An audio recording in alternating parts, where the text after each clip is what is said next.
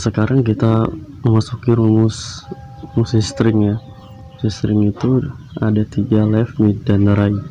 Nah, untuk left ini kita mengambil sebuah huruf yang terdapat di dalam kalimat ya, huruf ataupun angka sama. Oke, kita left ini akan mengambil huruf 3 huruf dari kalimat Indonesia ya, dan mid right juga kita ambil 3 huruf semua. Oke, untuk yang left kita ambil huruf IND dan mid one ya, dan right SIA. Coba kita fungsikan sama dengan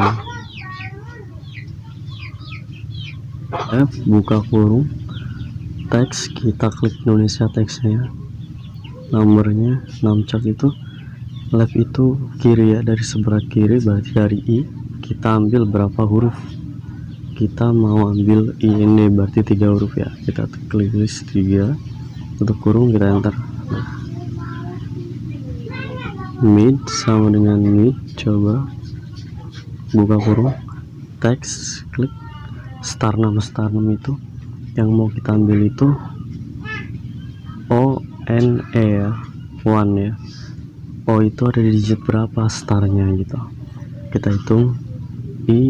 INDO ada huruf keempat ya, koma, berarti kita mulainya dari huruf keempat, star 6 nya, koma lagi 6 kartunya itu, 6 catnya itu kita ambil berapa huruf, 3 huruf juga.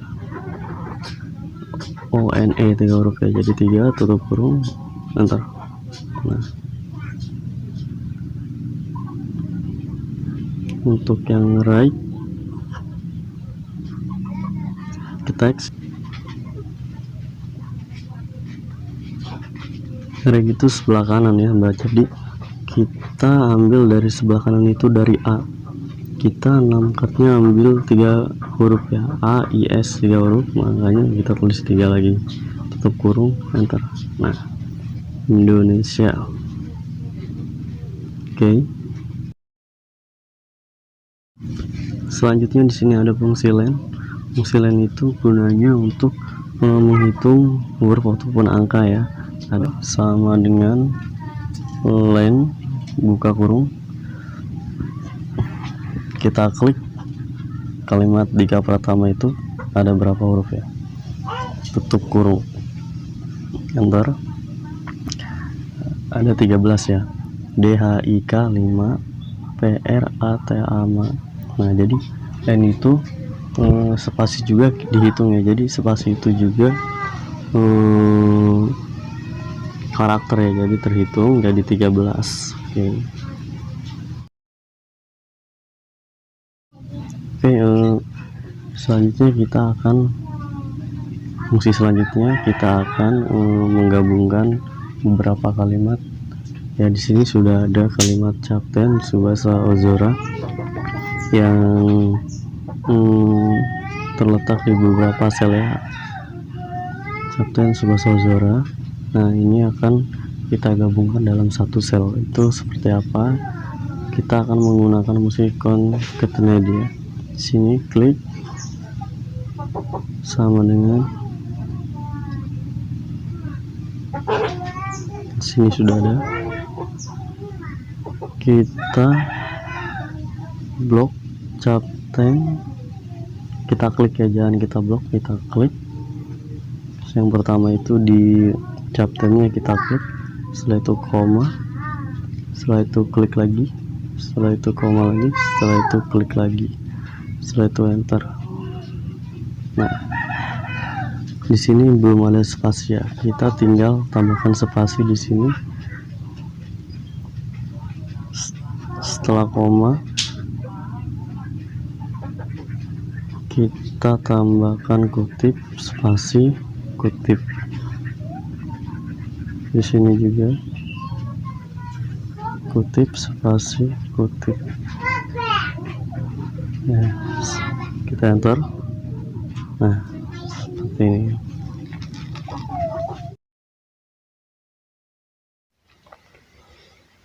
Oke, sekarang kita memasuki rumus VLOOKUP dan HLOOKUP. Nah, rumus ini itu digunakan untuk mengambil data dari tabel ya. Di sini saya sudah mempunyai tabel daftar barang ya. Ada kode, nama barang, harga barang, dan stok barang. Di sini saya akan mengisi nama barang ya.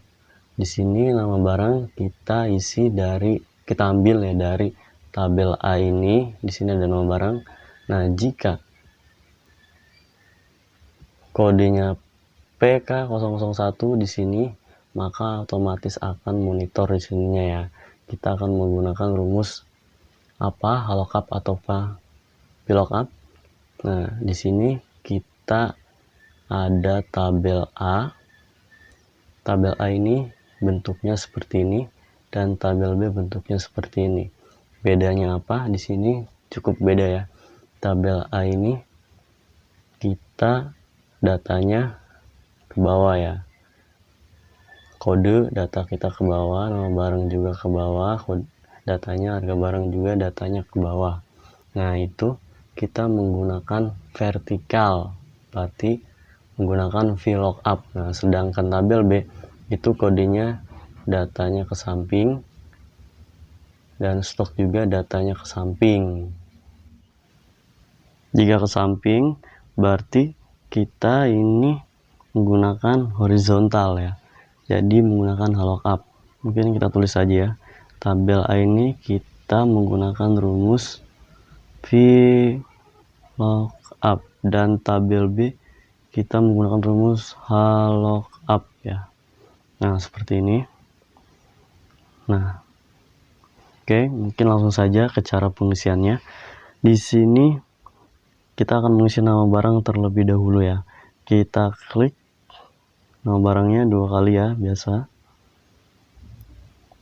Nah, setelah itu sama dengan nama barang ini kita ambil dari tabel A ya. Tabel A vertikal datanya, berarti kita menggunakan rumus VLOOKUP. VLOOKUP buka kurung, kita klik bagian kodenya ya. Nah, setelah itu kita koma, tabel array kita blok bagian tabelnya, tabel A ya, berarti kita blok. Ingat isinya saja ya, tidak usah judul si kode nama barangnya, nggak usah diblok, kita blok datanya saja. Setelah kita blok, kita perlu mengunci si data ini.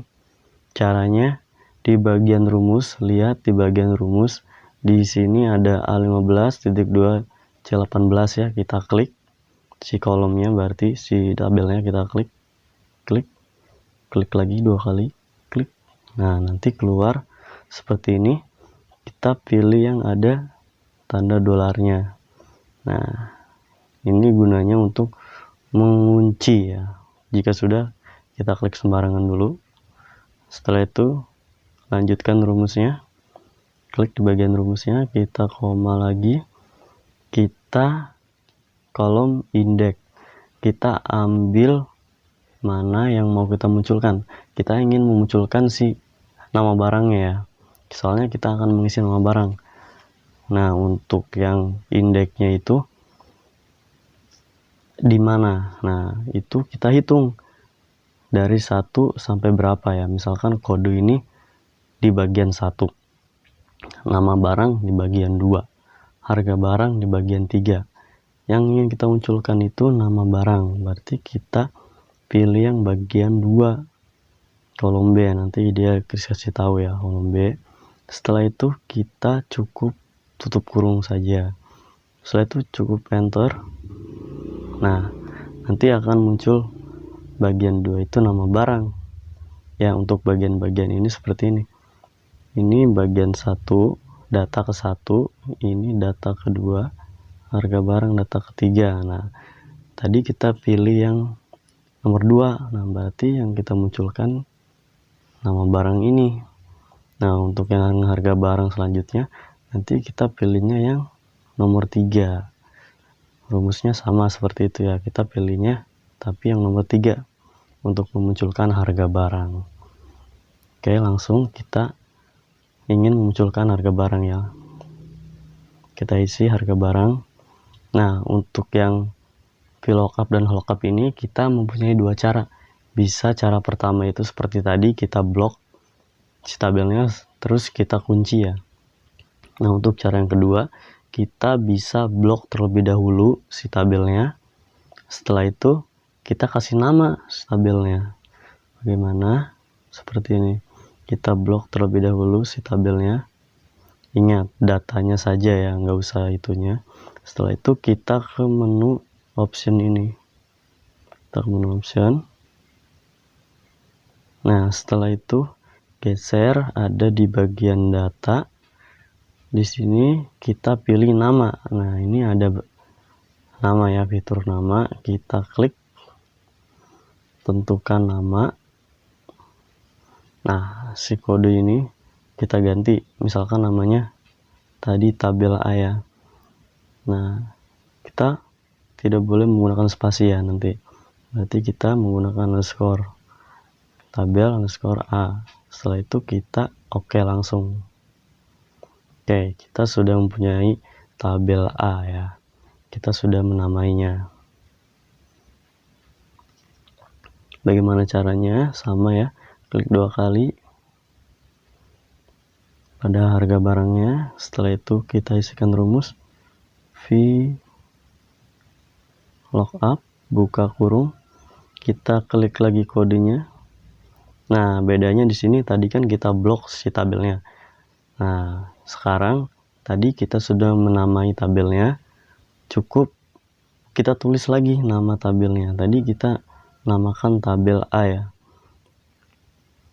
Nah, di sini langsung muncul yang kita namakan tadi, tabel A. Cukup kita pilih aja.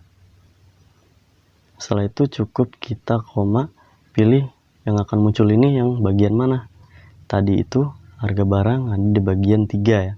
Kita klik, kita ketik 3. Seperti itu. Cukup kita tutup kurung lagi.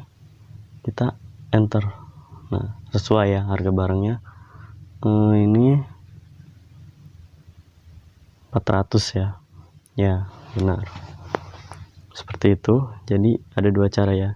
Bisa kita bloknya dalam rumus, bisa kita blok terlebih dahulu dan kasih nama seperti tadi. Nah, untuk yang stok barang kita ambil dari tabel B. Tabel B menggunakan rumus VLOOKUP. Berarti kita menggunakan VLOOKUP. Oh ya, biar tidak bingung. Ini yang bagian-bagian kita ini kode ini datanya ada di bagian 1 dan stok ada di bagian 2 ya. Jadi VLOOKUP itu menghitungnya baris bagiannya ya. Kalau VLOOKUP menghitungnya kolom tadi. Oke. Langsung kita isi sama dengan VLOOKUP ya. Untuk pengisian rumus sama, beda VLOOKUP-nya saja ya, VLOOKUP. Setelah itu bagian berapa yang mau kita tampilkan. Kita klik lagi kodenya, koma, kita blok, bisa tentukan nama seperti tadi ya. Sama saja kita blok. Kalau kita blok, kita harus menguncinya. Klik lagi, klik. Kita pilih yang $. Nah, untuk bagian yang ingin kita tampilkan itu stok barangnya, berarti ada di bagian kedua tadi. Nah, baris ke-22 sesuai ya, baris ke-22 stoknya. Kita tutup kurung, enter. 80 ya, PK01 stoknya 80. Oke. Nah, yang selanjutnya cukup kita copy ya. Cara mengkopinya kita klik di yang sudah kita rumus tadi, klik. Setelah itu kita klik bagian pojok ini ya, titik-titiknya, klik. Setelah itu pilih salin, blok bagian yang mau kita isi yang masih kosong ya. Setelah itu tempel.